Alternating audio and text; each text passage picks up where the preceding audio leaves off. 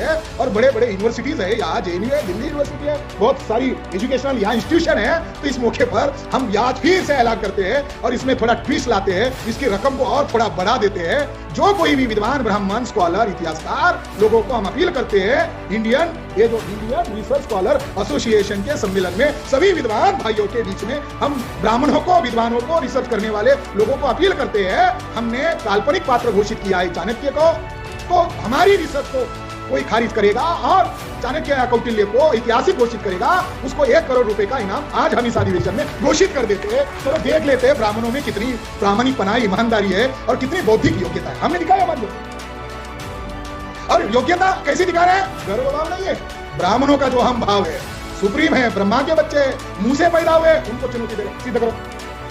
हम तो मां की कोख से ही पैदा हुए, हम रोटी खाकर ही बड़े होते। बनने के लिए क्यों आते हो? आने वाले समय में साथियों, जब गांधी जी ने आंदोलन चलाया तो स्वदेशी के नाम पर चलाया, राष्ट्रवाद के नाम पर चलाया।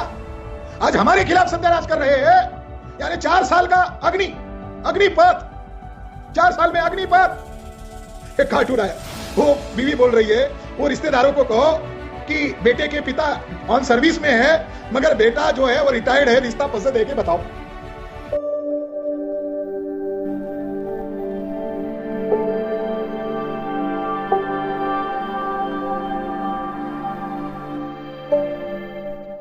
आज मैं बयान कर रहा हूं, नागपुर में धर्म दीक्षा का कार्यक्रम हुआ 56 में, वहां भी अनपढ़ लोग थे। देखो, महापुरुष अपने मूवमेंट की समीक्षा आग्रह भी नहीं कर रहे। 18 मार्च 1956 मार्च हो गया, 14 अक्टूबर 1956 में दीक्षा लिया, 15 अक्टूबर 1956 में वहीं पर दूसरे दिन सभा आयोजित की और उस सभा में कहा कि मैं जब लेबर मिनिस्टर था तो लेबर मिनिस्ट्री के दरमियान एक अंग्रेज मिनिस्टर था लॉर्ड लिथलिंगो, और ब्रिटिश गवर्नमेंट ने 3 कम्युनिटीज को 3 लाख दिए थे। हिंदू को दिए, ब्राह्मण्स यानी हिंदुओं को दिए, तो उन्होंने बीएचयू को दिए, बनारस हिंदू यूनिवर्सिटी को डोनेट किए। मुस्लिम लीग को 3 लाख दिए, तो उन्होंने मुस्लिम अलीगढ़ यूनिवर्सिटी को डोनेट कर दिए। और all India schedule caste federation के नाम पर मुझे दिए गए। तो वो मिनिस्टर मेरा फ्रेंड मुझे पूछ रहा था, डॉक्टर अंबेडकर आप इस 3 लाख रुपए का क्या करोगे? उन्होंने तो दे दिया, आपके पास तो यूनिवर्सिटी है नहीं, आप क्या करोगे? तो बाबा साहब अंबेडकर ने कहा कि मैं क्या करूं, मगर आपके दिमाग में क्या है मुझे पहले बताओ। तो उसने कहा, मेरी मानो तो सलाह यह है कि आप लोगों के बीच में प्राइमरी एजुकेशन तक नहीं है, तो आप ये जो 3 लाख रुपए है ये आपके समाज के अंदर प्राइमरी स्कूल खोलने के लिए लगाओ। तो बाबा साहब ने उसके माइंड में क्या चल रहा है जान लिया। तो बाबा साहब ने उसको जवाब दिया, नहीं, ये मैं प्राइमरी एजुकेशन के लिए नहीं लगाऊंगा, ये 3 लाख रुपए मैं हायर एजुकेशन, वो भी फॉरेन का हायर एजुकेशन हासिल करने के लिए लगाऊंगा। तो लॉर्ड लिथलिन को हंसते हुए कहे, आप इतने बड़े विद्वान हैं, अरे आपके समाज को प्राइमरी एजुकेशन की जरूरत है और आप एकदम कोलंबिया की एजुकेशन की डिमांड कर रहे हो। वो तो चंद लोग होंगे जिनकी आप अपेक्षा कर रहे हो, आपको तो प्राइमरी एजुकेशन चाहिए। तो बाबा साहब अंबेडकर ने कहा, मैं अकेला 500 ब्राह्मणों के बराबर हूं कि नहीं? मेरे में इतनी योग्यता है कि नहीं? क्यों हूं मैं इतना? तो उन्होंने कहा, नहीं, आप है। नेहरू, गांधी, सावरकर को तो आप पीछे ही धकेल चुके हो, आप में जो योग्यता है। बाबा साहब ने कहा, मैं फॉरेन एजुकेशन के लिए। तो आप लोग चले जाओगे, मेरे समाज का क्या होगा? मैं अकेला तो लड़ रहा हूं। तो मेरी अपेक्षा यह है कि मैं हायर एजुकेशन उनको इसीलिए नहीं देना चाहता कि वो हायर बड़ी बड़ी पोस्ट पर ज्वाइन हो जाए। मैं हायर एजुकेशन उनको इसलिए दे रहा हूं कि वो जाए और तुरंत उनका एजुकेशन करके आ जाए और मेरी तरह ही फुल टाइम सोशल वर्क करेंगे। तो मेरे कंधे से कंधा मिलाकर लड़ने वाली नौजवानों की फौज हो जाएगी। तो हम इन लोगों का ब्राह्मणवाद का हम ईंट से ईंट बजा देंगे। बाबा साहब अंबेडकर ने कहा, वो जब चले गए लंदन में, और मैं जब लॉर्ड चर्चिल को मिलने गया, ब्रिटेन पार्लियामेंट के लोगों ने हमें वादा किया था कि हम आपको ऐसे ही छोड़ के नहीं जाएंगे, हम ब्रिटिश लोग भारत छोड़ेंगे तो आप लोगों की समस्या का हल हम ब्रिटेन के पार्लियामेंट में खड़ा करेंगे। बाबा साहब वहां चर्चिल को मिलने गए तो उनको याद आया, अरे मेरे समाज के 16 नौजवान तो यहां पढ़ते ही है, मुझे उनको मिलना चाहिए। तो बाबा साहब अंबेडकर ने कहा कि शाम को मैं इतने बजे यहां आऊंगा, सबको तुम इनवाइट करो, जिम्मेदारी लगाकर बुलाया। तो एकमात्र एक व्यक्ति वहां इकट्ठा आया, बाकी लोग आए नहीं। वो इसीलिए आया कि मैंने सबको बताया है, कोई ना कोई बहाना कर रहा है, कह रहे समय ही नहीं है बाबा साहब अंबेडकर को, जिनके लिए बाबा साहब अंबेडकर ने वो 3 लाख रुपए खर्च किए थे। एक सिंगल आया केवल बताने के लिए, मैंने सबको बताया मगर किसी के पास समय नहीं है। अब मैं अकेला भी क्या करूं, मैं जाऊं क्या? तो बाबा साहब अंबेडकर संदर्भ के साथ बता रहे हैं। आज वर्तमान में संदर्भ क्या है, ये विषय को आज वर्तमान में हम क्यों ले रहे हैं? अभी न्यू इकोनॉमिक पॉलिसी के तहत हर क्षेत्र का प्राइवेटाइजेशन हो गया है, हर क्षेत्र का प्राइवेटाइजेशन हो गया है। SC ST के लोगों की शादी की उम्र अबाउट 35 है, उनकी लड़कियों की उम्र 35 है SC ST की। वजह क्या है? नीट भी कर लिया, सेट भी कर लिया, DED BEd भी कर लिया, MSc भी कर लिया, फिर बाद में बोलते लॉ में जा रहे, क्यों? जॉब ही नहीं है।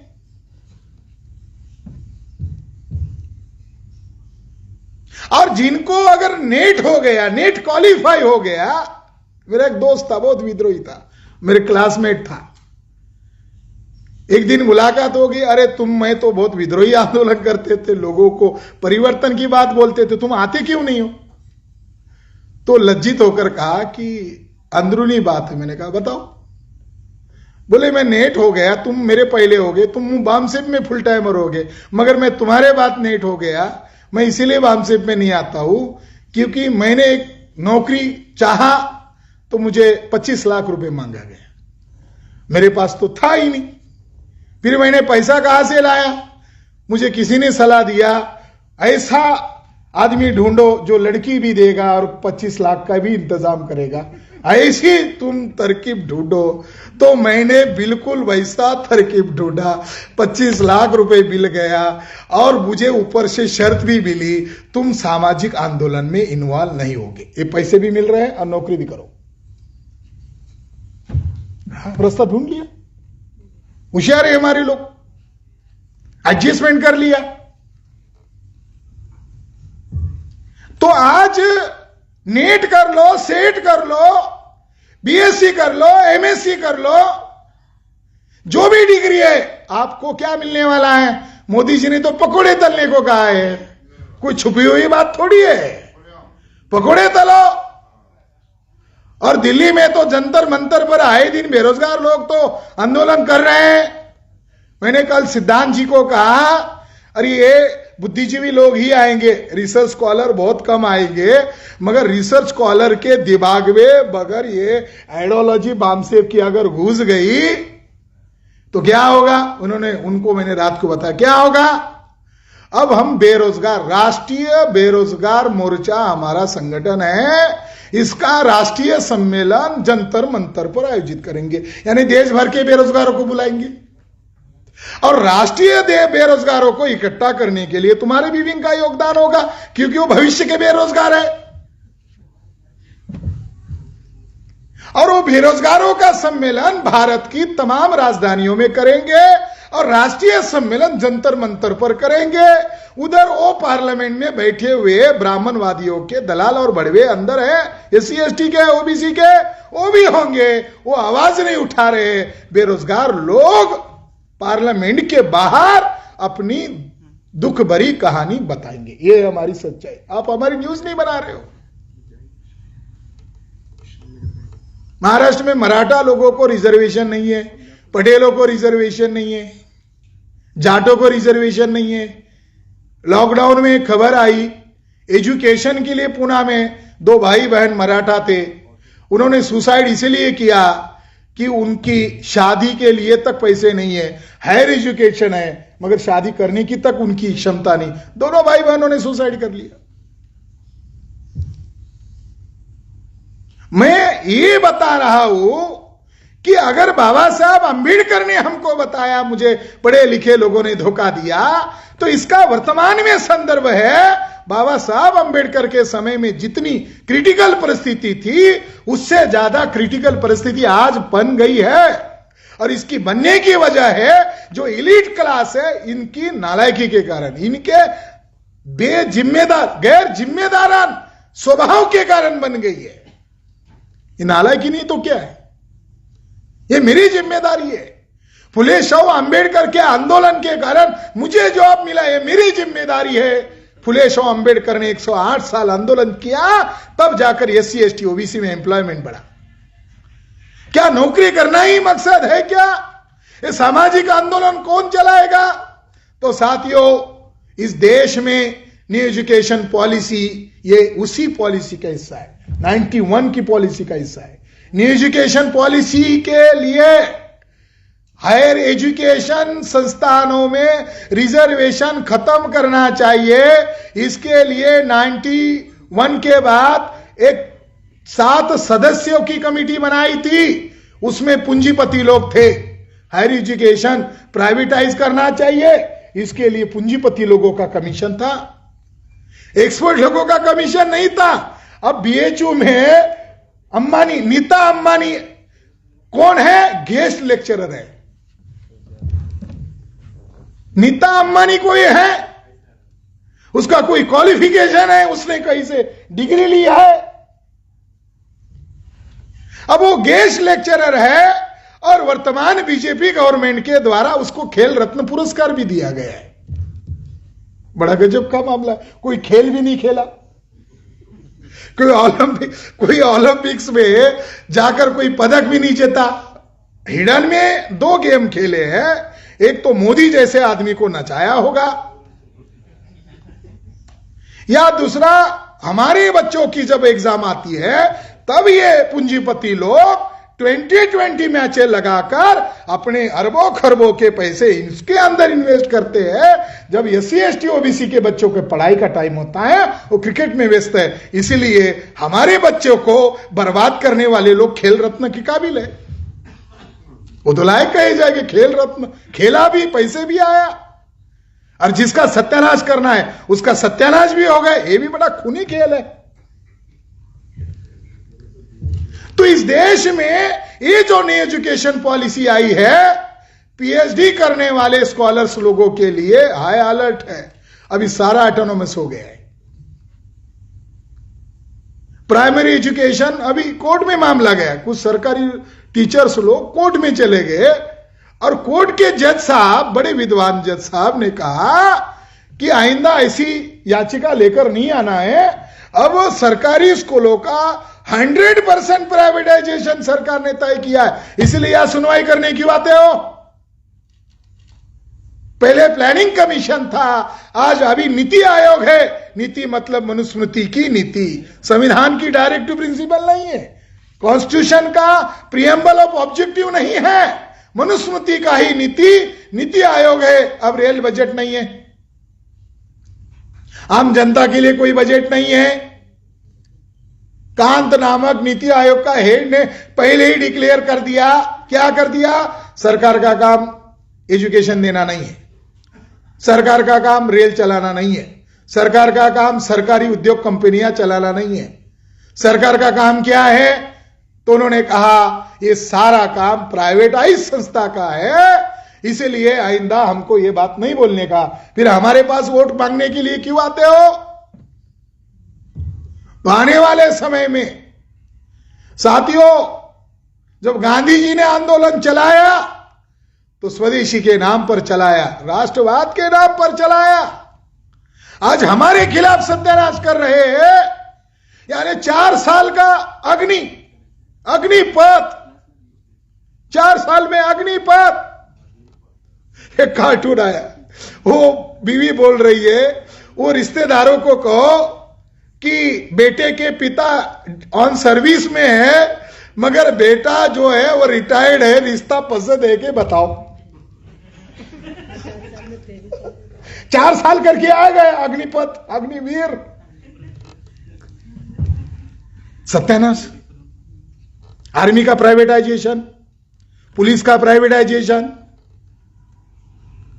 यानी देश की सीमा पर भी आप असुरक्षित और देश के अंदर भी असुरक्षित। इसका मतलब यह है अगर ओरिजिनल भर्ती करोगे तो भारत में जन आंदोलन होगा। जन आंदोलन में किसान उतरा है, जन आंदोलन में बेरोजगार उतरेंगे, जन आंदोलन में महिलाएं उतरेगी, जन आंदोलन में सबको निकाले जा रहे कर्मचारी उतरेंगे, यानी असली भारतीय मूल निवासी लोग उतरेंगे और असली भारतीय लोगों के ही बच्चे मिलिट्री में है। तो कल अगर जन आंदोलन होगा तो मिलिट्रियों को ऑर्डर दिया जाएगा कि जन आंदोलन में दिल्ली में कुचल डालो, तो मिलिट्री में मूल निवासी बहुजन है, वो बोलेंगे मेरे मां बाप को मैं क्यों मारूं, मेरे भाइयों को क्यों मारूं।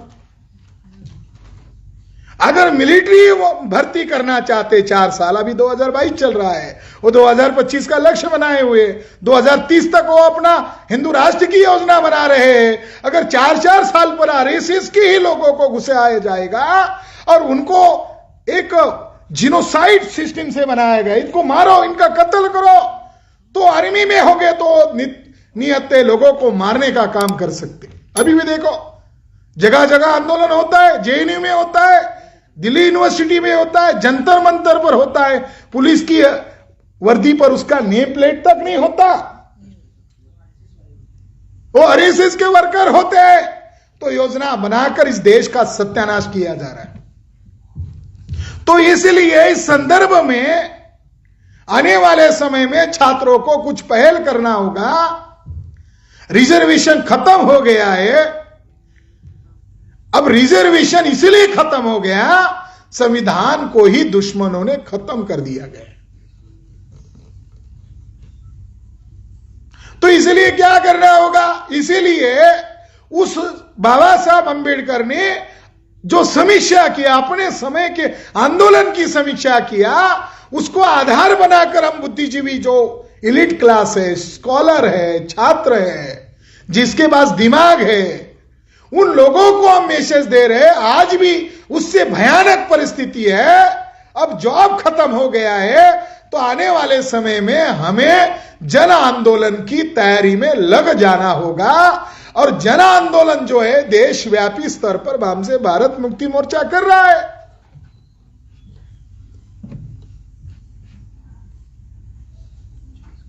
सुभाष बाबू देखो आईसीएस थे, पास हो गए, ज्वाइन करने का लेटर आ गया, नौकरी को लात मारकर समाज आंदोलन, सामाजिक आंदोलन में आ गए।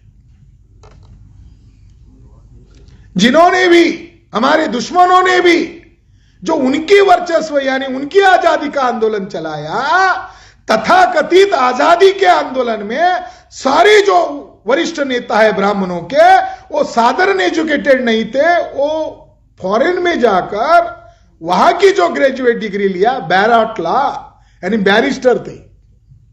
सावरकर बैरिस्टर है, नेहरू बैरिस्टर है, विठल भाई पटेल बैरिस्टर है, गांधी 4 बार मैट्रिक पास बैरिस्टर है, यानी गांधी जी भी बैरिस्टर ही थे मगर 4 बार फेल, मैट्रिक फेल, मगर वो बैरिस्टर थे, जीना बैरिस्टर थे।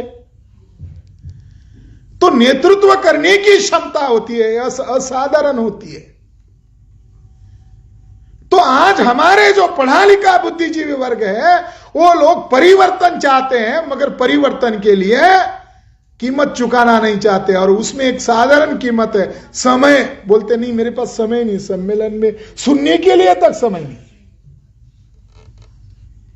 तो आने वाले समय में हम लोग योजना बना रहे हैं कि राष्ट्रव्यापी जन आंदोलन होगा। तो इस देश में अगर हमें पढ़ाई करने से जॉब नहीं मिल रहा है, तो हम इस देश में डिग्रियां जलाने का आंदोलन, तुम जॉब ही नहीं दे रहे हो, डिग्रियां दे रहे हो, क्या करने का, उसका अचार डालने का। तुम्हारी जो परीक्षा है उस परीक्षाओं पर बहिष्कार करने का आंदोलन, तुम परीक्षा कर रहे हो। महाराष्ट्र में जो स्टेट सर्विस है वो गवर्नमेंट के द्वारा होती थी, अब उसका भी प्राइवेटाइजेशन हो गया। और सेंट्रल का जो यूपीएससी आईएएस आईपीएस जो सेक्शंस है, उसमें अभी हमारे एससी एसटी ओबीसी को चुनाव नहीं होता है। जो फेल है, गुंडा है, नशेड़ी है, ऐसे ब्राह्मण बनिया पूंजीपतियों को ओपनली उसको लिया जा रहा है। पूर्ण रूप से व्यवस्था सड़ चुकी है। इस व्यवस्था के खिलाफ बुद्धिजीवी वर्ग को पहल करनी होगी। क्यों करनी होगी? तो बाबा साहब अंबेडकर ने एनिहिलेशन ऑफ कास्ट में कहा, इस देश का अगर सत्यानाश हुआ है उसके लिए ब्राह्मण जिम्मेदार है। ब्राह्मण क्यों जिम्मेदार है? तुमने लिखित रूप में कहा बुद्धि का ठेका ब्राह्मणों के पास है। तुमने कहा बुद्धि का ठेका ब्राह्मणों के पास है। तो इस देश का अगर सत्यानाश हुआ इतिहास में तो तुम लोगों ने किया है। बाबा साहब अंबेडकर ने कहा कि बुद्धिजीवी वर्ग ही किसी देश का सत्यानाश कर सकता है या किसी देश का कल्याण कर सकता है, उसका उद्धार कर सकता है। बुद्धिजीवी वर्ग में ईमानदारी हो तो वो अपने समाज को सही मार्गदर्शन दे सकता है, और निस्वार्थ भाव का मार्गदर्शन अगर उसको मिला तो संकट काल की स्थिति से उस दबे हुए समाज को बाहर ला सकता है। इसीलिए बुद्धिजीवी वर्ग की जिम्मेदारी है, और बुद्धिजीवी वर्ग के साधन बनाकर भामसेब का निर्माण हुआ, आज जो ऑल इंडिया में स्थापित हो गए हैं। और भामसेब के द्वारा 4 बार भारत बंद किया गया। नीट का जो नीट का समस्या था वो भारत बंद से खत्म हुआ। 13 पॉइंट का रोस्टर का जो मुद्दा था वो 13 पॉइंट रोस्टर का मुद्दा भी हमारे लोगों ने भारत बंद का आंदोलन किया तो हमारे लोगों की सर्विस बचे। दुश्मनों ने तो एट्रोसिटी एक्ट रद्द करवाया। राजस्थान, मध्य प्रदेश, अलग अलग जिलों के कई लोग मारे गए, हमको उसमें इन्वॉल्व होना पड़ा और हम लोगों ने एट्रोसिटी एक्ट भी रद्द करवाया। अभी नुपुर शर्मा के नाम पर पूरे देश को, दुनिया वालों को आक्रमण करने के लिए यह उकसा रहे और देश की एकता और अखंडता को खतरे में डाला गया। हमने पहल करके 25 जून को भारत बंद का ऐलान किया। पूरे देश भर में इसका आग की तरह आंदोलन भड़क गया। तो मुझे यह बात समझ में आ रही है, गांव देहात के लोग परिवर्तन चाहते हैं, मगर इस परिवर्तन के लिए अगर सबसे ज्यादा अगर कोई अवरोध है वो हमारे समाज का पढ़ा लिखा वर्ग है। वो नहीं चाहता है, कीमत चुकाना नहीं चाहता। साथियों, आप जिस महापुरुषों का जय जयकार करते हो, आप जिन महापुरुषों की बातें करते हो, वो कहने के लिए नहीं है, वो अमल करने के लिए। ज्योतिबा फुले ने जिंदगी लगाकर यह आंदोलन चलाया तो बाबा साहब अंबेडकर ने, ज्योतिबा फुले ओबीसी है, बाबा साहब अंबेडकर ने उनको गुरु माना और गुरु मानते हुए छाती ठोक कर कहा कि मुझे ज्योतिबा फुले का शिष्य कहने में मुझे शर्म नहीं लगती, मुझे गर्व लगता है। अगर नहीं होते फुले तो नहीं होता मैं। बाबा साहब ने उनके आंदोलन की व्याख्या की, अगर नहीं होते ज्योतिबा फुले तो मैं नहीं होता। शाहू जी महाराज जिन्होंने लड़ाई लड़ी सेपरेट इलेक्टोरेट के लिए, उन्होंने बाबा साहब अंबेडकर को कहा, ए लड़ो तुम, सेपरेट इलेक्टोरेट की डिमांड करो। मराठा कुर्मी पटेलों को कहा तुम भी सेपरेट इलेक्टोरेट की डिमांड करो। राजा होने के बावजूद उन्होंने खुद डिमांड किया और खुद पॉलिटिकल पार्टी बनाई। क्यों? वो जानते थे समय का तकाजा, अब राजतंत्र नहीं चलेगा, अब इस देश में एक नई सिस्टम आने वाली। उन्होंने खुद होकर पार्टी बनाई तो ब्राह्मणों ने देखा एक राजा खुद पार्टी बना रहा है और सभी लोगों को इकट्ठा कर रहा है। ब्राह्मणों ने योजना बनाकर 6 मई 1922 को उनकी हत्या कर डाली। हमारे निकम जी बता रहे थे, तथ्य होने के बावजूद वो गाइड उनको परेशान कर रहा है। ये उनका काम हो गया है मगर परेशान कर रहा है। तो तुम्हारा ये जो संगठन का के लिए इंडियन रिसर्च स्कॉलर एसोसिएशन, आप हमें एप्लीकेशन दो, ये इनकी साइन का इस्तेमाल करो, वो लेटर उसको ईमेल पर जाएगा और उसको कहेगा हमारे आदमी की बात गलत है तो हमें लिखित में भेजो, हम कार्रवाई करेंगे। बताओ, या तुम्हारी बात बताओ। अरे हम लोगों ने, लोग बोलते इतिहास का रीराइट करो, हम लोगों ने लिखा वर्तमान क्षत्रिय पूर्व में कौन थे, तो हमने एक एक मुद्दे खारिज करते हुए कहा चाणक्य पैदा ही नहीं हुआ। हमने इतिहास पर ढूंढा, अरे चाणक्य का कोई नामो निशान है क्या? उसका कोई बर्थ प्लेस है क्या? अशोका के शिलालेख में उसका नाम दर्ज है क्या?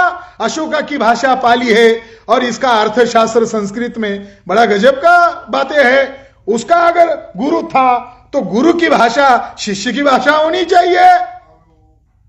तो हमने इनाम घोषित कर दिया। मालूम है, ब्राह्मणों की बुद्धिमत्ता, जो ब्राह्मणों की बड़ा चालाक चतुर जमात है, उनको हमने चुनौती दिया। अभी इस कार्यक्रम का लाइव टेलीकास्ट हो रहा है, पूरे ऑल इंडिया के लोग देख रहे हैं। यहां से भी हम कहते हैं, स्कॉलरों की सम्मेलन में कहते हैं, ए ब्राह्मणों, हमने सिद्ध कर दिया कि चाणक्य काल्पनिक है, वो पैदा ही नहीं हुआ है।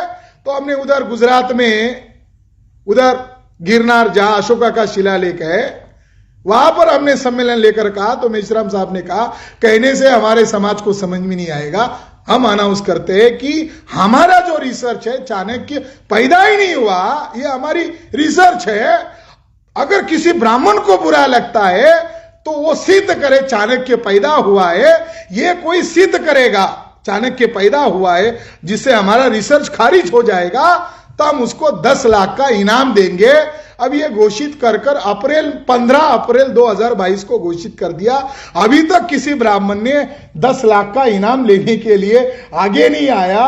अब इंडियन रिसर्च स्कॉलर एसोसिएशन का ये प्रथम राष्ट्रीय अधिवेशन है और ये भारत की राजधानी है और यहाँ बड़े बड़े तुर्रम खान इतिहासकार रहते हैं और बड़े बड़े यूनिवर्सिटीज है। यहाँ JNU है, दिल्ली यूनिवर्सिटी है, बहुत सारी एजुकेशनल यहाँ इंस्टीट्यूशन है। तो इस मौके पर हम आज फिर से ऐलान करते हैं और इसमें थोड़ा ट्विस्ट लाते हैं, इसकी रकम को और थोड़ा बढ़ा देते हैं। जो कोई भी विद्वान ब्राह्मण स्कॉलर इतिहासकार लोगों को हम अपील करते हैं, इंडियन रिसर्च स्कॉलर एसोसिएशन के सम्मेलन में सभी विद्वान भाइयों के बीच में हम ब्राह्मणों को, विद्वानों को, रिसर्च करने वाले लोगों को अपील करते हैं। हमने काल्पनिक पात्र घोषित किया है चाणक्य को, तो हमारी रिसर्च को कोई खारिज करेगा और चाणक्य या कौटिल्य को ऐतिहासिक घोषित करेगा,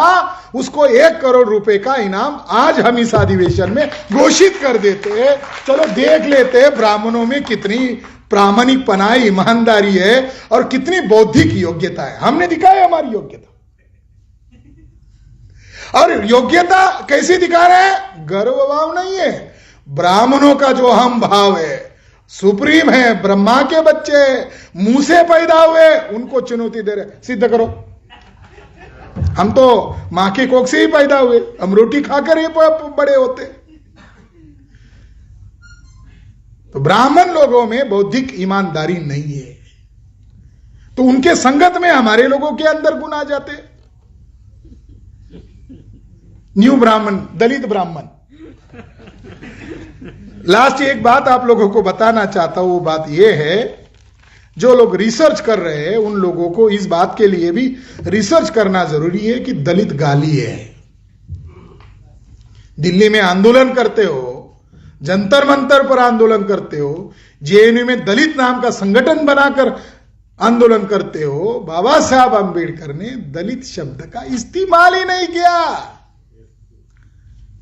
बाबा साहब ने जितनी संस्थाएं चलाई, कहीं पर भी दलित नहीं है। ये पूना के सोशलिस्ट ब्राह्मण्स लोगों ने बाबा साहब अंबेडकर की चले जाने के बाद, उनकी मौत होने के बाद योजना बनाकर सोशलिस्ट ब्राह्मण्स लोगों ने हमारी मूवमेंट जो ब्रॉड इन बेस है, ब्राह्मणों को छोड़कर बहुजन व्यापी मूवमेंट है, उस मूवमेंट को सेग्रीगेट करने के लिए, उस मूवमेंट को केवल एक वर्ग का हिस्सा बनाने के लिए, अछूतों की मूवमेंट बनाने के लिए, उसको सेग्रीगेट करने के लिए, उसका ऑब्जेक्ट सीमित करने के लिए दलित ये गाली के तौर पर दी गई आइडेंटिटी। पहला संगठन बनाया डिप्रेस क्लास, पहला संगठन बनाया बहिष्कृत हितकारिणी सभा, जिसके अंडर तले, उस बैनर तले महाड़ का आंदोलन चला, उसका नाम है बहिष्कृत हितकारिणी सभा। साइमन कमीशन को मिलने गए, राउंड टेबल कॉन्फ्रेंस में गए, बाबा साहब ने दलित शब्द का इस्तेमाल नहीं किया। बाबा साहब ने कहा हम कौन है? हम डिप्रेस क्लास के लोग हैं। डिप्रेस क्लास का मतलब दबे हुए लोग नहीं, दाबे गए लोग, दबाए गए लोग। हम खुशी खुशी से तो दबे नहीं, दबाए गए लोग हैं। और बाबा साहब अंबेडकर की लड़ाई का ही नतीजा है जो सेकंड इंडिया एक्ट बना। तो पहली बार पॉलिटिकली टर्म हम लोगों को मिला शेड्यूल कास्ट शेड्यूल ट्राइब्स। ये 1935 के सेकंड इंडिया एक्ट किसके आधार पर बना? राउंड टेबल कॉन्फ्रेंस की लड़ाई के आधार पर। 50 में जो संविधान बना हमको भी अधिकार मिला और अदर बैकवर्ड कास्ट के लोगों को मिला। हम सभी बैकवर्ड कास्ट है, मगर इसमें स्तर है, एक ज्यादा बैकवर्ड है, एक मिडल बैकवर्ड है, मगर हम सभी बैकवर्ड है। Schedule caste backward, schedule tribe backward, other backward caste backward. तो ब्राह्मण लोग हमारी मूवमेंट को सीमित करना चाहते, तो सीमित करने के लिए क्या कहते हैं? दलित है। तो दलित है तो ओबीसी क्या कहते हैं? हमें क्यों बताते हो? दलितों के बाबा है, हमें क्यों बताते हो? मुसलमान क्या कहेगा? दलित है, हमको क्यों बता रहे हो? दलित है तो सिख बोलेंगे आपको ही मुबारक, हमको क्यों बता रहे हो? बाबा साहब अंबेडकर का movement broad in the base है। तो दिल्ली एरिया में अब हम लोगों ने हस्तक्षेप करना शुरू किया तो हमको यह जानकारी मिली कि हमारे लोग हाईली एजुकेटेड तो है, मगर दिमाग ब्राह्मणों के द्वारा चला रहे हैं। हमारी आइडियोलॉजी है, हमारे एजेंडे है, हमारी शब्दावली है, तब होगी लड़ाई। दुश्मनों के हथियार से लड़ाई नहीं जीती जा सकती। दलित भी गाली है, हिंदू भी गाली है। हम कौन है? बहुजन है। बहुजन कौन है? नागाज है। और नागाज कौन है? एशियन रूलर है। और एशियन रूलर जो नागाज है यही भारत के मूल निवासी है। ये 3.5% लोग हैं जिन्होंने पार्लियामेंट पर कब्जा किया, विधायिका पर कब्जा किया, न्यायपालिका पर कब्जा किया, मीडिया पर कब्जा किया। और ये कब्जा करने वाली जो जमात है ये अभी तक इंसान नहीं बनी है, वो आज भी अपने वर्चस्व को कायम कर रही है। बाबा साहब अंबेडकर ने अंतिम सचेत किया था, वह लॉ डिस्ट्रिक्ट कोर्ट था पुणे में, तो उसकी लाइब्रेरी का उद्घाटन बाबा साहब के हाथों से किया, लॉ मिनिस्टर होने के कारण। तो बाबा साहब ने सचेत करते हुए कहा था कि डेमोक्रेसी सफल होने की पहली शर्त है कि भारत में विषमता खत्म होनी चाहिए। पहली शर्त है। अगर डेमोक्रेसी रहेगी और बहुत बड़ी खाई रहेगी गरीब और अमीरों में। अरे कांग्रेस के लोगों पर आरोप लगाते थे स्विस में अकाउंट है, स्विस में अकाउंट है। अब कांग्रेस वाले लोगों को अवसर मिल गया कि आरएसएस बीजेपी के स्विस बैंक में अकाउंट हो गए। कोई विपक्षी नहीं है, सारी की सारी पॉलिसी एक है। तो इस देश में विषमता बड़े पैमाने पर बढ़ गई है। और इस देश में बाबा साहब ने जैसा बाकित किया, अगर डेमोक्रेसी होने के बावजूद ये दरी और ज्यादा लंबी बढ़ेगी तो बाबा साहब अंबेडकर कहते हैं लोकतंत्र 100% विफल हो जाएगा और उसका रूप विकराल हो जाएगा, अराजकता पैदा हो जाएगी और इस देश में हिंसक आंदोलन खड़ा होगा। बाबा साहब अंबेडकर ने अलर्ट करते हुए कहा है। देख रहे 4 साल के मिलिट्री के नाम पर, निजीकरण के नाम पर देख रहे नौजवान लोग हिंसा पर उतारू हो गए। उनका कोई लीडर नहीं है, वो एग्जाम दे रहे, सिलेक्ट नहीं हो रहे। लॉकडाउन में कोई एग्जाम नहीं हुआ, अब एग्जाम देने की बात आई, नई स्कीम आ गई। अब नई स्कीम आ गई, सारे इंडिया में उसकी आग लग गई। अब पीएचडी हो जाओगे जॉब नहीं मिलेगा, बीएससी हो गए जॉब नहीं मिलेगा, एमएससी हो गए जॉब नहीं मिलेगा, हायर एजुकेशन हो गया जॉब नहीं मिलेगा। तो मैं आप लोगों को अपील करता हूं, क्या करने का? किसान सुसाइड कर रहा है, बच्चे सुसाइड कर रहे हैं, क्या करने का? तो साथियों, जिस व्यवस्था ने आपको हताश कर दिया है, निराश कर दिया है, जीने की चाहत खत्म कर रही है, उस व्यवस्था को बदलने के लिए आगे आना होगा। और उसके लिए कितने साल? केवल 10 साल। इस देश में हम जन आंदोलन की तैयारी कर रहे हैं। मैं भी लेक्चरर हूं, जॉब छोड़कर मैं फुल टाइम बन के काम कर रहा हूं 20 साल से। ये सरदार साहब हमारे फुल टाइम है और मीडिया का काम कर रहे हैं।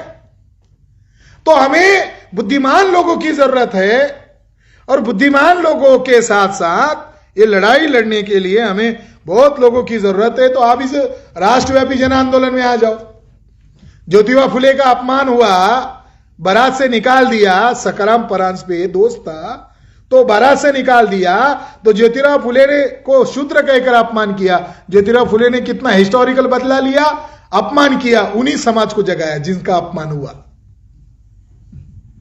बाबा साहब को तो स्कूल में बैठने नहीं देते थे, इतनी डिग्रियां हासिल की, आज तक उनकी बराबरी कोई नहीं कर रहा है। मगर इतनी डिग्रियां हासिल करने के बावजूद बाबा साहब ने जीवन भर शपथ लिया, मैं सरकारी जॉब नहीं करूंगा, जिंदगी लगाया, तब जाकर यह हुआ। हमारे साथी ने मुझे एक जानकारी दी, एक न्यूज आई है अभी फिलहाल, उसका हेडिंग है IIT BHU में एमटेक के छात्र ने लगाई फांसी, हॉस्टल में लटका मिला शव। आज की खबर है। BHU ब्राह्मणवाद का गढ़, ये जो साउथ इंडिया में हैदराबाद में हमारा आदमी मरा, उसको लटकाया गया हॉस्टल में, वो लटका नहीं, उसको बीजेपी के लोगों ने, स्मृति ईरानी ने मारा, रोहित वेमुला, और हम लोगों ने BHU में काला झंडा दिखाया मोदी को, हम लोग अरेस्ट हुए थे उत्तर प्रदेश में। अभी भी एक मुस्लिम लड़का गायब है, पता नहीं है, उसके परिवार वाले रो रहे, मालूम ही नहीं है। कोई लड़ाई लड़ रहा है तो उसको मार दिया जाता है, कोई शिख पढ़ाई कर रहा है, हताश होकर हॉस्टल में अपनी जान लटका रहा है। क्या है देश का भविष्य?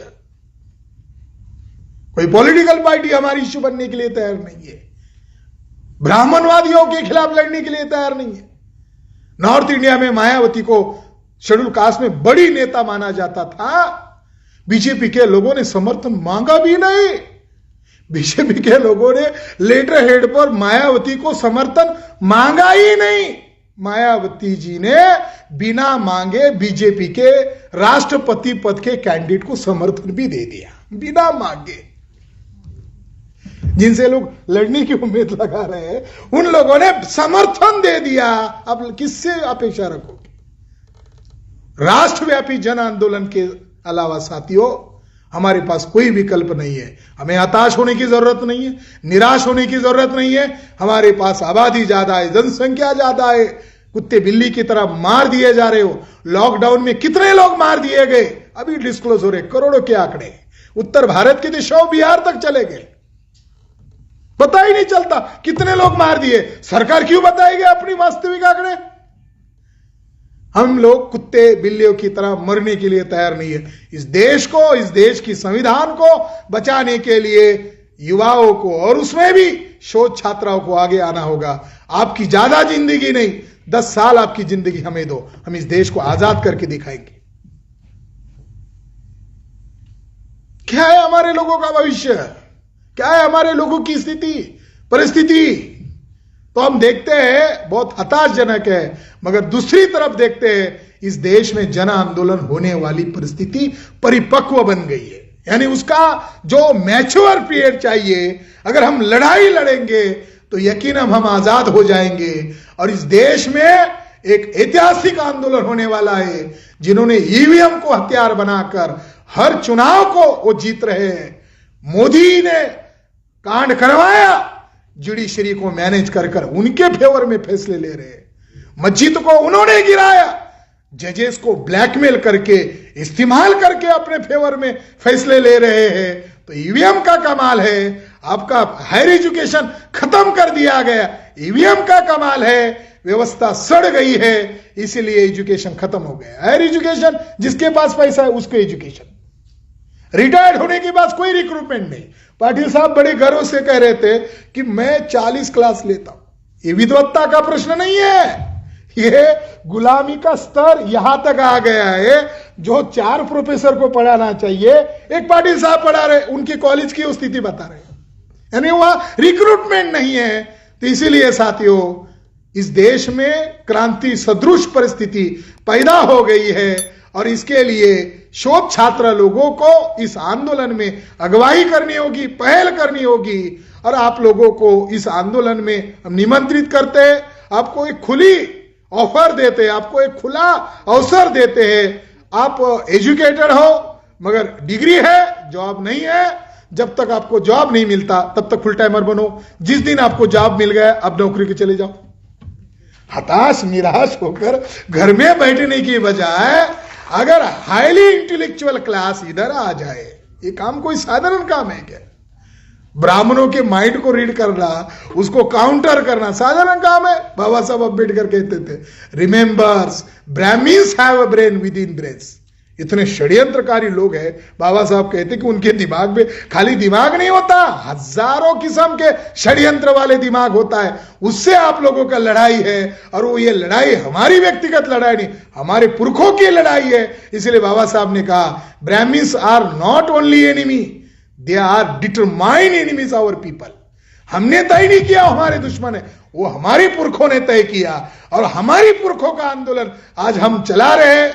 हमें गर्व है कि हम इस आंदोलन का हिस्सा है, और आप लोगों को भी गर्व होना चाहिए कि आप इस देश में एक आजादी में एक सुरंग लगाने का कार्यक्रम है। ये कार्यक्रम नहीं है, दिल्ली की राजधानी में ऐसा अधिवेशन होना, और वो भी स्कॉलर्स लोगों ने इकट्ठा आकर ऐसा आंदोलन करना, ऐसी बातें रखना जो व्यवस्था के खिलाफ है, ये अपने आप में भी एक ऐतिहासिक उपलब्धि है। और आने वाले समय में हम जंतर मंतर पर पूरे इंडिया से लाखों बेरोजगार युवा पढ़े लिखे लोगों का उधर मैदान में सम्मेलन करेंगे। ये तो बौद्धिक बातें हॉल में हो रही है, असली लड़ाई हम मैदान में करेंगे, और वहां पर हम आपको मिलेंगे। यही आशा अपेक्षा कर मैं मेरी बात को खत्म करता हूं। आपने मेरी बात को सुना, धन्यवाद। जय भीम, जय मूल निवासी।